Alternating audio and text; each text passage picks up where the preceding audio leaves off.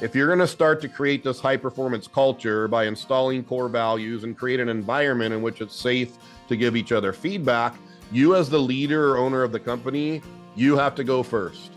So I had to start with letting them give me feedback. And as they saw me growing and changing, then they were like, wow, that's amazing. We're literally watching Matt change right before our very eyes. I want to do that too. The following podcast is brought to you by Thryv. Manage, run, and grow your business all from one dashboard using one login. Small business runs better on Thryv.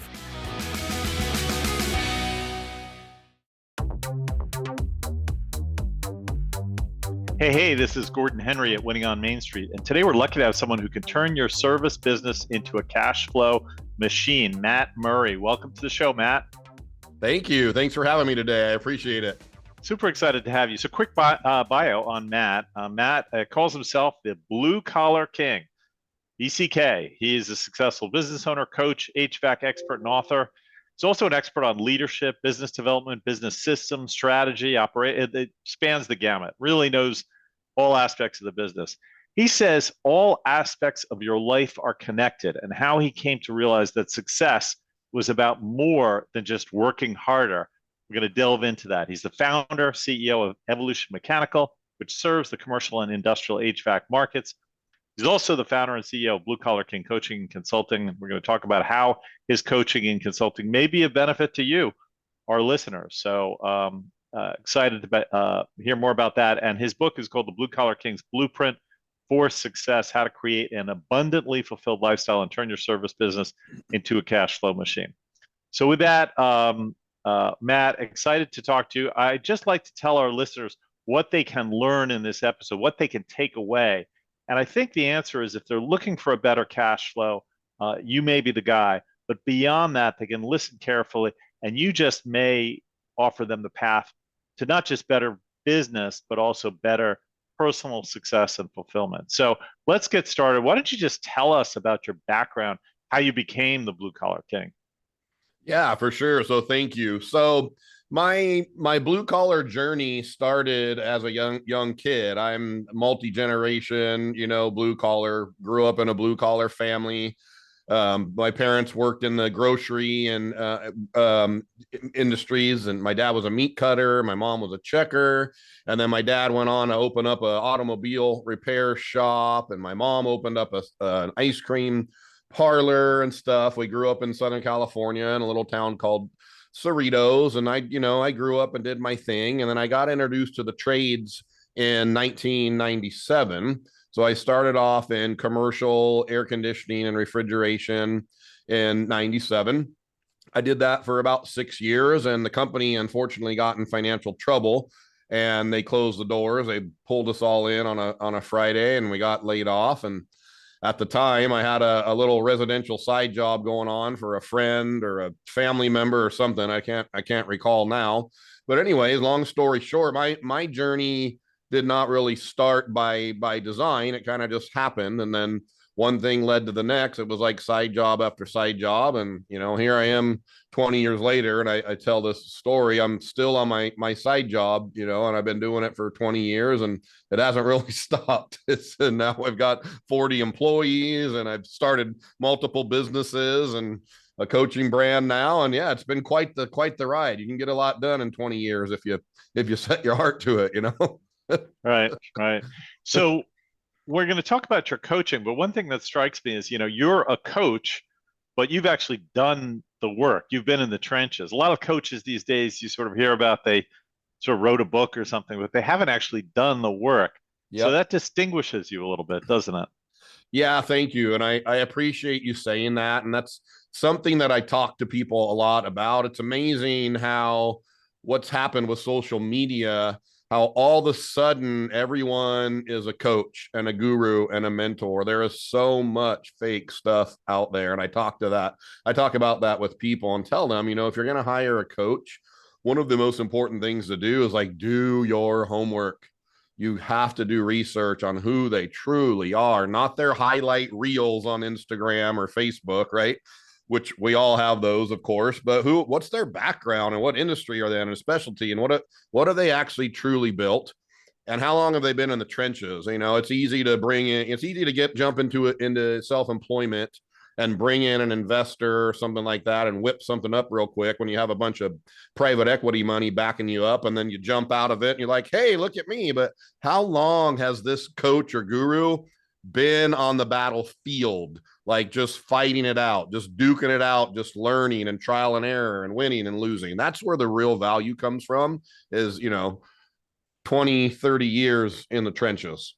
Yeah, absolutely. Because anybody who's been become as successful as you, I think, has had many moments of adversity. It's you know, sort of, what do they call it? Overnight success, 20 years in the making, right? Like Exactly. it didn't really happen that easily. Yep. So let's just peel that back a little bit. When did you go from kind of like survival to success, from sort of beating your head against the wall to really getting traction and growing? Yeah, great question. So starting off in 2003, it was about 14 years of trial and error, 14, maybe 15 years of just rags to riches. You know, I wouldn't say success, but I would make some money. It would feel like, okay, I got it. I figured it out, right? And then all of a sudden, it's just like ripped out. The carpet's ripped out from underneath you, and it's like, what happened? We did 2 years where we were making okay net profit and had making some money, and then all of a sudden we crash and burn. So I kept hitting ceilings. So my Peter principle in terms of business revenue size, my ceiling, if you will, was about 5 or 6 million. And I had just been up and down, over and over again, and I just couldn't bust through that barrier. And I finally, in 2017, it was rough coming out of the recession. I kind of got hit, you know, it was a little bit late for me, 2009, 2010. I had to shrink down and scale the company back and stuff. And then we kind of took off again. And then in 2017, I had started another company, another refrigeration company. I had all these different divisions from within our industry. I was doing residential. I had a residential division. I had commercial industrial service, replacement. I had new construction. I had then started, as if that wasn't crazy enough already, not knowing really what I was doing. And I'm like, hey, let's join with these other guys and start a whole nother, you know, business from the ground up. That sounds fun to do. Let's make it crazier. So anyways, things just really hit me hard in 2017. And I was like, okay, this is insanity. Like, I have absolutely no clue what I'm doing here. So I had to reach out for help. Okay. So why don't you talk us through that piece of it? I think even before 2017, you discovered some type of, I think, peer-to-peer group, right? Where you were starting to interact with colleagues in a different Yep. way. Exactly. Tell us about that more personal side of the journey. Yeah, so that was around 2016, 2017, somewhere in that time frame, where I got introduced to a group called Vistage, which is it's a peer advisory board. If you're not familiar with it, or those of you that are listening are not, what it is, it's a really cool thing. And what they do is they get groups of business owners and executives together, maybe 12 or 15 people together in a room once a month. And you show up and you get vulnerable and you get humbled and you get help and you start working on your business. And then you start to realize that there's another piece of the puzzle as to why your business isn't working so well. I remember talking to one of the coaches that I hired, and he's interviewing me, and we're getting, you know, set up, and he's like, okay, so let's talk about everything that's working, everything that's not working. And I made all this laundry list of everything that was not working, you know, the market, the vendors, the employees, everything, this long laundry list. He's like, okay, this is a really good start. But I see there's one important thing missing on this list of problems. And I was like kind of baffled. I'm like, man, this is a really comprehensive list. You know, I put everything together and I really thought this through.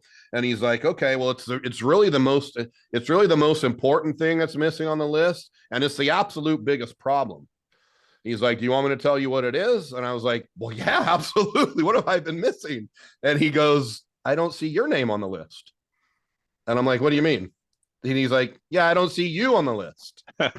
He goes, so are you really ready to grow and fix your life and your business? And I went, whoa, okay. That was a hit to the ego, right? So that's really when my personal development journey began and my life started to change. So Vistage introduced me to an executive peak performance coach by the name of Nikki Nemiroff, and Nikki really took me under his wing for a few years, and we did a lot of work on not only business systems and leadership and stuff, but emotional intelligence and a lot of personal development work. Right. So take us through that journey a little bit. I mean, I know it probably was a lot to it, so we can't do it all here, but Yep. You started out, you were basically a craftsman, right? Like you knew a Correct. business and you knew the way to do it. You were a craftsman, and you took a journey that turned you into really like a leader, like a business leader who could help people advance their careers and build a team. How does that happen? Yeah, that's a good thing. That's a good question there. And so when I started off in the trade, obviously I was a good mechanic. Like you said, I was a good craftsman, right? I knew how to fix air conditioning equipment. I knew how to do that stuff, but I didn't know anything. I had never in my life been in a leadership role, not even at the, entry level, supervisor level, let alone like management or director, executive level. So I didn't have any idea about the whole other side of business. And when you're young and you got these big visions and egos and like, oh yeah, I'm just going to build an empire and I'll go off on my own. I didn't realize that fixing stuff was actually the easy part. Uh-huh. The hard stuff was running the business and then managing other humans and attracting them and recruiting them and hiring them and developing them and then getting them to go along with you on the mission, and then installing and understanding, business systems, tactics, procedures, and then financials and how all that stuff works with regards to reading an income statement and the balance sheet. And then I learned later on in my career about KPIs and leading indicators and lagging indicators. So it was 5 or 6 years of just immersive training and development. Once I went down the path and kind of dipped my toes in the river of change and kind of got used to that, I really got attracted to it. Like I was super motivated. So I spent about 4 or 5 years. I signed up for a lot of different masterminds. I read a lot of books. I went to a lot of workshops and seminars and training. And I worked with 3 or 4 different coaches one-on-one and stuff like that. And I just spent a long time developing myself. Once I realized, man, there's a whole lot in the tank here that I didn't even know that I had locked up inside of me. If I could just get people to show me and help me unlock my true potential. So that was part of my journey, and it's been amazing. So some of those things that you learned or that you interacted with Nikki, right? Nikki was the name. Yeah, Nikki. Were on issues like EQ, right? Emotional Yes. Quotient or Yep. emotional intelligence and resilience and feedback, right? Feedback Correct. is a big part of this. Can you talk us through like the feedback piece? Like you just said, they presented you with this list of things, or you presented them with a list of things, and they said, "Hey, one's missing. It's you." So there was some feedback there. Right. What did you learn about feedback? Like, I'll tell you, my experience is everybody says they want feedback. Nobody actually wants feedback. Like, correct. Nobody really wants to hear what's wrong with them. Right. Yeah. So we all need it. Everyone yeah. needs it, but nobody Yeah. wants it. Right. Tell me I'm great. So what did you learn about feedback, and how did you integrate that into your leadership of your team? Yes. So it started with me realizing, I think we grow up in today's society and we're taught at a very young age to keep your mouth shut, mind your own business. Don't be a tattletale, right? So we start getting trained at a very young age that feedback and telling each other the truth is a bad thing. And I think we've created a society to where that's why everyone today is so afraid of feedback. And we have this little mechanism inside of us called our ego, which can be a good driver, but it can also be this massive block for you to be able to, get to the next level of where you're trying to go. And then just this training of years and years and years of everyone just, minding their own business and keeping your mouth shut. So it feels very uncomfortable to get feedback. I was not used to feedback. The only feedback I ever got growing up was not very constructive. It was if I did something bad, it was feedback with a hand or with a belt, right? And then there was no there was not feedback along the way each day as to where I was doing a good job or doing bad. It was just like they send you off and then you mess up and it's like, well, bam, you know what I mean? Uh-huh. It's passive aggressive leadership. So I think that's how most people are brought up. We're not practicing constructive feedback at a young age in the family unit. So we all grow up as adults. And once we get to a place where we're working in a company and improving is required, once we start to talk about feedback and having to self-reflect, it's very, very, very uncomfortable, and it was very uncomfortable for me. But Nikki taught me about this stuff, and Nikki started introducing this to me, and I didn't like it for many months. It was very uncomfortable for me. So he worked with me slowly and just bite-sized pieces and taught me to understand, like, we as humans, we don't see ourselves. We're operating almost like kind of in a trance, and we have ways of being that we don't see. That, it's like a blind, we have blind spot barriers and we have an ego barrier, and we don't see ourselves. So if you can let someone else in that you can trust, that will tell you the truth, that's the beginning of like self-awareness, which is kind of the start of personal development. Hmm. And what was the feedback you got? What was wrong with you? So for me, one of the biggest things on, like you had asked about earlier, is the EQ piece. So being raised in that kind of hardcore working class, blue collar, spankings and stuff like that, I had some EQ issues. I was a hothead, if you will, right? Like I was very emotionally responsive to other people that would give me feedback and or wouldn't comply or follow the rules. Or once you start running a business, you go from an employee, and most employees don't realize this, but there's leaders on top of you that are keeping you safe and pointing you in the right direction literally every hour of every day. You just show up and they tell you which way to go. When you go from employee like I did to literally out in the middle of this giant ocean of being self-employed, I had all these moving pieces and all these different things coming at me that I've never learned how to navigate.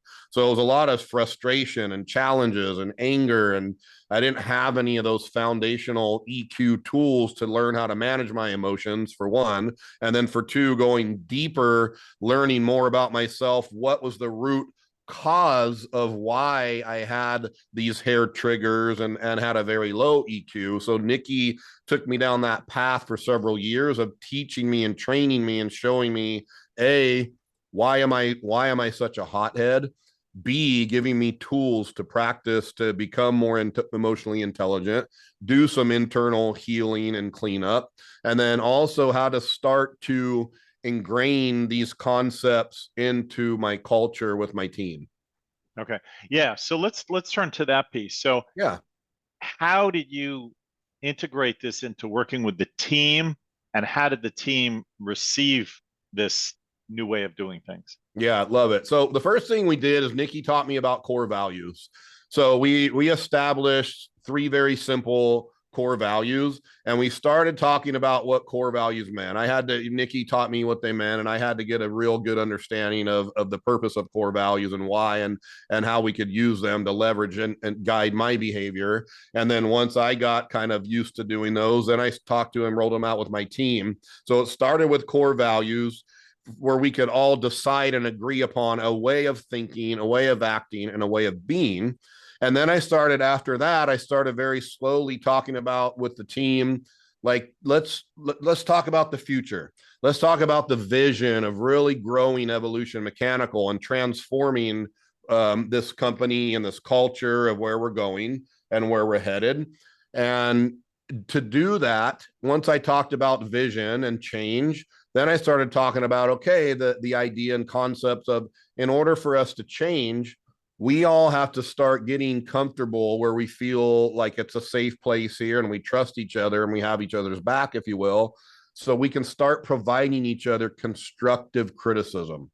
So it took several months of just little tiny bite-sized pieces of talking about this future place of growth and opportunity. And then what are the tools that we need to get there? once people are like, yeah, I like the idea of this futuristic place. And then what tools do we need to get there? And then what do we need to start doing in terms of behaviors and practices to evolve ourselves so that we can then evolve the company? And now people listening to this may think, well, this blue collar guy went all touchy feely, and I guess that sounds nice, Yep. but probably what they care about is, what was the result? Did it produce tangible results where your business got better, it got bigger, it got more profitable, more stable? Tell us about the results. Yeah, absolutely. So just, the results, I've doubled the size of the company in just a few years. We're going to add on another 30 or 40% next year. I've created an environment where the company does not run through Matt Murray.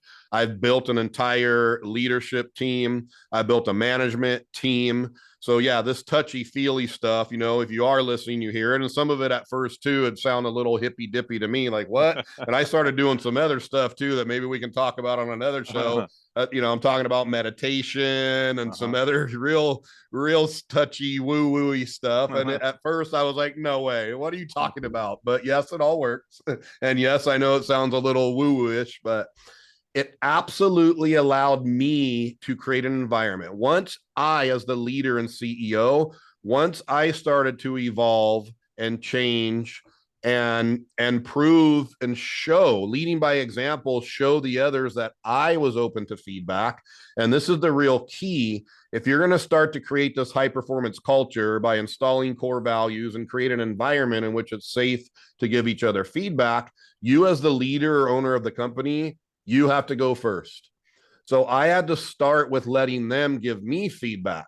And yes, I hated it at first and I didn't like what they said. And I wanted to be defensive and justify and have validations and excuses, but I wasn't allowed to do that. I had to take the feedback, write it down and swallow my pride and then go do something with it. And through that, I was able to exhibit what it looks like to be a person that accepts feedback. And as they saw me growing and changing, then they were like, wow, that's amazing. We're literally watching Matt change right before our very eyes. I want to do that too.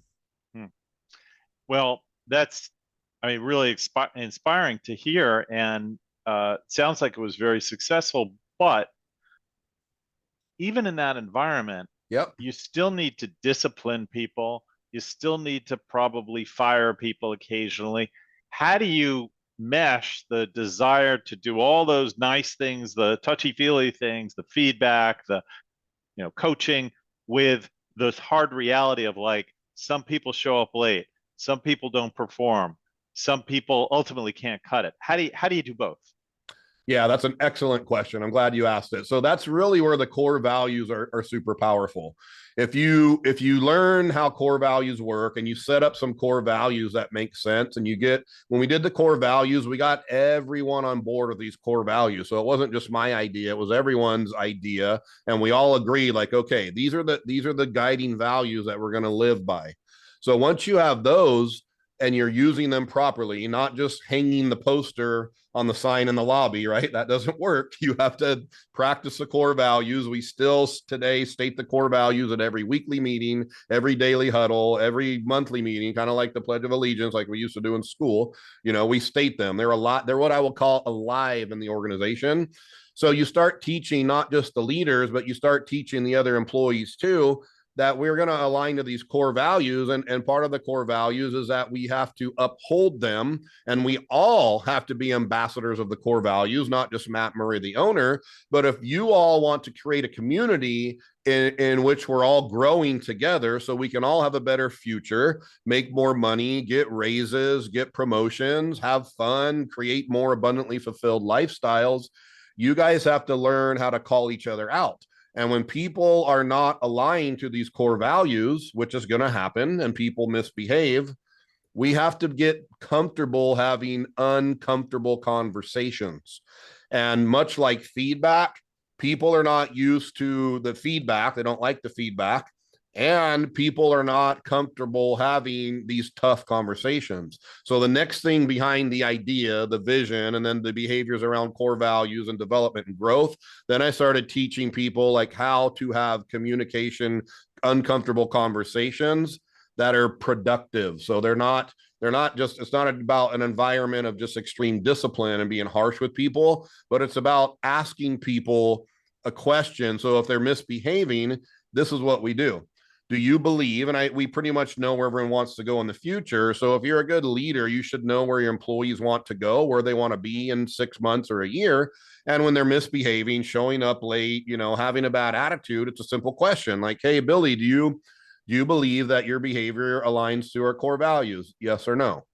Billy, do you believe that your behaviors align to where you want to go buying that new house next year? Yes or no? So rather than just telling people stop, stop, stop, don't, we're asking more emotionally intelligent questions around core values and around their future to get them to see for themselves that the behaviors they're engaging in, the decisions that they're making, they're taking away from themselves. So therefore, I'm not managing people's behavior and forcing them and tugboating them to go someplace. I'm giving them tools to grow and then showing them for themselves where they can see when they are making a mistake and they are steering their ship in the wrong direction on their own. So I call it managing focus versus managing behavior, and it's extremely powerful. Wow. So you had this revelation really in how you approached being the boss, the leader. Sounds like you had some real substantial success, continue to have substantial success, and then you turned to coaching. So what made you sort of turn this page from, hey, I can run this powerful organization that's growing, that's getting bigger every year, and suddenly I want to be a coach to share this vision with people outside of my organization? Why did you do that, and how did you do that? Yeah, love it. So what I found through my personal development journey is that I'm a very good coach and leader, and I'm passionate about those activities. And I'm not a very good manager. So I like to lead people. I like to motivate people. I love teaching them the process. I love showing them how to create a new process to fix a problem. But I'm not a good leader that's good at the monotonous stuff of like telling people just row, row, row. I'm not good with that consistency. I'm a mover and a shaker. I'm high visionary. So what I learned is that, and Nikki helped me with this too. He said, you need to start acting as a coach within the framework or context of your own company. Because Nikki just told me flat out, you're a really good leader. You're a terrible manager. So I brought some people up, and what I did, it was fun for me and kind of motivated me, and it was very invigorating. I started acting like a personal coach or private coach, if you will, consultant for my leaders. And they love it. And we still do this today. And that got me on the path of like, wow, okay, so I'm coaching people in my own company. What would it look like if I just, went out to the market and started helping people? Because I know what it's like to go off on your own, and I know the pain and struggles that people are going through right now, and that they're going to go through. So I found a real deep rooted, passion in coaching, and also connecting to purpose, another layer or level, if you will. It gave me real strong identity and purpose to coach and help people. So that's what kind of birthed the Blue Collar King. I don't really remember how the Blue Collar King name came to fruition. I didn't invent that myself. Someone else suggested it. And I was actually just talking about this on a show the other day. I was like, I didn't really like the name at first. I thought it was kind of corny and tacky and weird. But then the more I talked about it, and I have a friend that does branding, we kind of put the idea together and all the sauce and everything and the vision. And I went, you know what? I like it. Let's go with it. So the Blue Collar King was born, and it kind of aligned to who I am. And I like the idea. And I say like, hey, I like building kingdoms and businesses and stuff like that. So it all just kind of fit together. Right. So if someone's listening to this and nodding their head and saying, I want to become part of this. I want to take the course. I want to meet Matt. I want to read the book. what are the steps they take? Just nuts and bolts. Someone listening, how do they find you? Do they go somewhere to a convention hall for 3 days? What does it look like? Yeah, the first thing to do is just go on Google and just look up Blue Collar King, or go to bluecollarking.com. My website's there.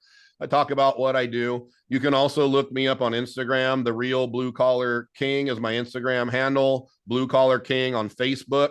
Please shoot me a private message. I love to talk to people. I love to help people. Anyone that's curious or wants to know or has questions, or if you'd like a free copy of my book, shoot me a private message. I would love to send you a copy of my book where I talk about this journey of all these different concepts and ideas that I learned and spent a tremendous amount of money on getting through some of my barriers, if you will.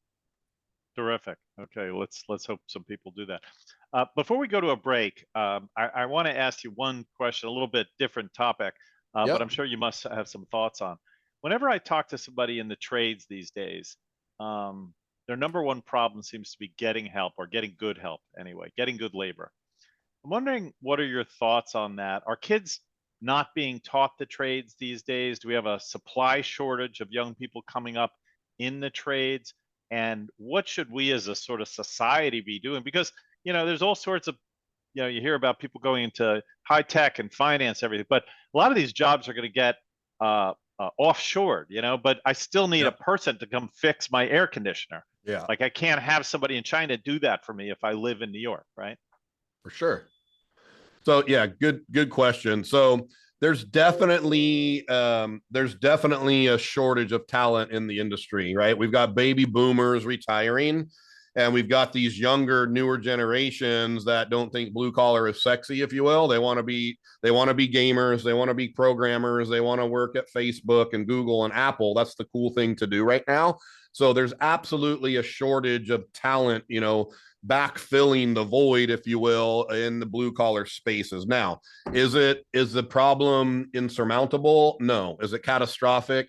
No. You just have to market it a little bit better. You have to position your company, your leadership, your culture, your benefits, what you're doing. You have to create a kingdom, if you will, and attract people to that kingdom and be different and better than your competitors. Another thing that we do is we go out and we form relationships with the local trade schools, and we have people that are coming to us, and the instructors and stuff. They're like, hey, here you go. We've hired a lot of technicians out of one of the trade schools locally here, and we have the people that have been working here for years that are giving referrals out there in the market, if you will, saying, yeah, I came out of the trade school. I went to work at Evolution. They took me out of school, and I went from, level 1 to level 4 in half the time. And that word of mouth and reputation is huge. But the biggest thing is,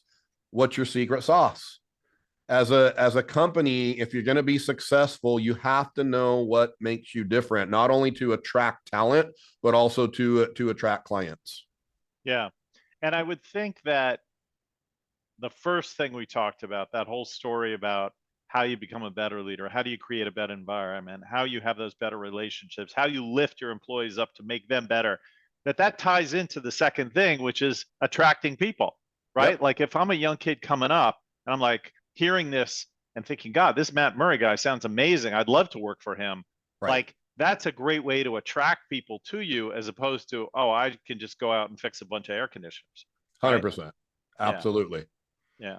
So yeah, and that's what we do here. We develop humans here. We don't fix air conditioners. We develop humans, we grow humans, we train, we teach, we lead. It just so happens we also fix HVAC and refrigeration equipment. Right.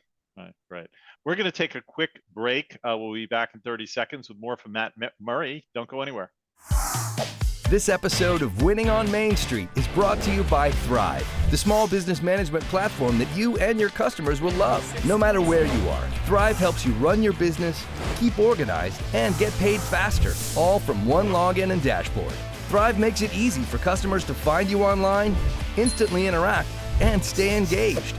And with free unlimited support 24/7, there really is no comparison. Go to thryv.com/pod for a quick demo to see everything Thryv can do. We're back with Matt Murray, the Blue Collar King, and a fascinating discussion about his own personal journey in becoming a better leader and how this may help you either become a great employee working with somebody like Matt, or take his coaching class and become better at running your business through some of the techniques he's learned. So lots to pick up on here. I'd like to ask you about technology, Matt, because we're actually a sort of technology focused show. And a question I have for you is, in becoming a better leader, running a better business, what have you learned about, I'll call them systems in your business, whether it's your operational systems or your computer systems or your CRM system? How have you adapted technology to the business to make it more successful? Yeah, I love that. So we just launched a new software, a new CRM software called Service Titan, which ties into an ERP backbone to run all of our accounting. We ran for about 4 years, kind of a not the best front end CRM software, and it's growing very quickly with technology and AI and stuff. And what I found is that the interface software we're using to manage all the work orders and the paperwork in the field and dispatching and invoicing and stuff was very old school. The market in terms of, you know, technologies and automations and making things simpler for not only employees but also for the customer facing side of things had really gotten way far out there. So we had to make a change, which, you know, can be excruciatingly painful when you have to go from one CRM software to another with in a decent sized company. But we had to pull the trigger, because just basic, you know, types of customer service things and follow up and reviews and how we upload pictures and information was just moving too slow. So it's really amazing to see what's out there now. I'm really glad we made the move. We went live June 1st on the new software, and it took several months to get things set up properly. We're just adding on now another piece of technology, which is going to allow us to, in terms of the service and what the guys do. As you can imagine, these blue collar workers, they don't really like typing up these reports and doing all this paperwork and stuff. So we've just integrated an AI software where the guys will have a check boxes basically of what they did. They changed a motor, changed a relay, did some electrical, whatever. They'll just check the boxes. And then AI is going to go in there and write a really nice report and summary with some other information that all the guys have to do is provide little bits and pieces. AI is going to build out a nice little report of what actually got done, so the customer can be told a story that they like and that makes sense for them, so they'd be happy to pay the bill. So that's one of the biggest things that we're working on now. I also implemented a new CRM for the sales department to make things easier for them. So you have to be up to speed with technologies. If with AI coming in, if you are not getting on the bus, your competition is going to eat you for lunch. This industry, or all industries, just the general day and age in any industry, it's moving faster and faster and faster. So companies are getting more efficient and more profitable, more efficient and more profitable. So if you're moving very slowly, the competition is going to eat you for lunch. Right. Yeah, makes sense. And I think as you said, that's true in virtually any industry, is adapting. You can't do it the old way. You cannot. If you expect to keep growing and keep things. What I would suggest, Gordon, for people to do is, I spend time like reading trade magazines and going online and researching and watching. You know, you could sit on the sidelines and things are going to pass you by. Like I proactively am going out there and researching HVAC technologies, blue collar stuff. Like I'm just looking reading magazines and just seeing what's happening in the market and the trends with new technologies and new services and what people are doing. Cause I have to keep pace. You have to. Yeah. I'd like to just close with a success story of one of your coaching clients. Can you tell us about maybe one of the people who've been attending your coaching sessions and what it's done for them in a positive way? Yeah, absolutely. So the coaching is very new. I just started doing it this year. I currently have about 7 or 8 clients that I'm working with. I'm not doing a huge coaching model where I'm going to be working with hundreds of clients. There's different models in coaching. Some people have, hundreds of clients that they plug into pre-recorded courses and stuff like that, and they get 200 people on a Zoom call once a month. That's not my model. I'm more of a boutique model. I tell people on my calls, I'm not creating a learning environment. I'm creating a results environment, right? So I'm going to give you the right amount of information at the right time to help you move the needle. So that's what I love doing. I love getting in the trenches with entrepreneurs that are either just starting off on their journey, or I've got some that have been in business for 5 or 10 years they're at different places, and I'm building different tiers now to meet people where they're at on their journey, depending on the size of their company and where they're at in terms of their leadership levels, if you will. But I love measuring results, not by emotion and not by conversations and not by rah on a Zoom call or in a mastermind room, but by measurables. So everything that I do in coaching, much like I do in my core business, everything's based on numbers. So we're constantly looking at numbers weekly and monthly and making sure that we're seeing the results analytically, not emotionally. Yeah, fantastic. So he's Matt Murray, Blue Collar King. You can look him up on line, Google bluecollarking.com.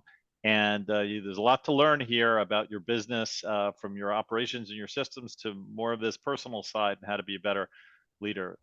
Matt, thanks so much for joining us. I think this is really useful information for a lot of people. Thank you. Thank you for having me. I really appreciate it. Okay. And I want to thank our producer, Tim Alima, and our coordinators, DeEtte Barnett, Daniel Huddleston. And if you enjoyed this podcast, please tell your colleagues, friends, and family to subscribe. And please leave us a 5-star review. Really appreciate it. Helps us in the rankings. Small business runs better on Thryv. Get a free demo at thryv.com/pod. Check out our new free product, Command Center, at thryv.com. Until next time, make it a great week.